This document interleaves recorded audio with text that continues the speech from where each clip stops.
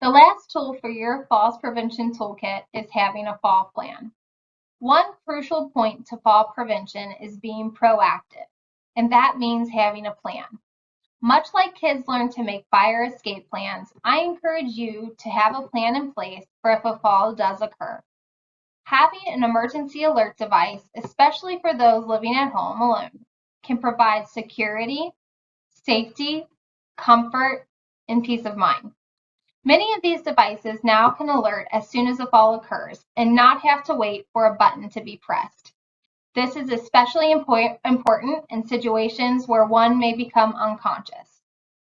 These alert systems allow for the company to have an emergency contact in order to be able to alert your friends and family when an emergency have occurred. They then call your first responder and even have a place for special instructions, which leads me to my next point. How will a first responder get into your home? The truth is, if a first responder does not have instructions on how to get into the home, they will break down your door to respond to the emergency. And then you have another problem on your hands. If you already have an emergency alert device, I would encourage you to call the company and have them make a special note of where an emergency key is located for first responders. They could even put in your garage code or front door code if you have a keyless door lock entry. If you do not have an emergency alert device, you could and should call your local fire department and ask if they have a system to keep this information on file as well. The last thing you want to worry about after experiencing a fall is having to now have to find someone to fix your broken door.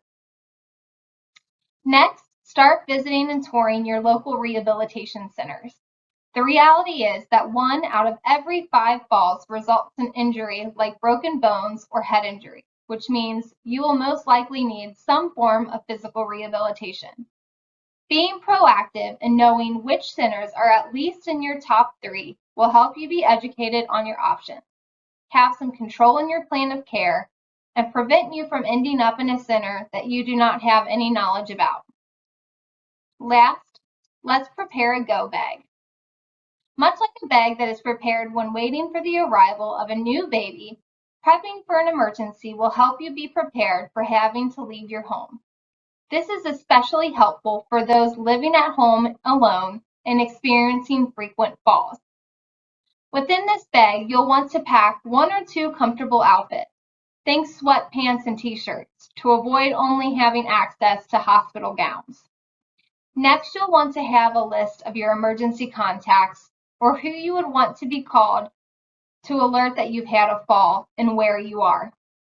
Also add a list of your current medications.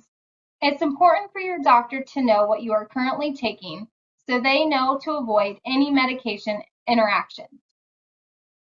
Depending on your state of mind, these are 2 things that may not be able to be communicated with the healthcare professionals.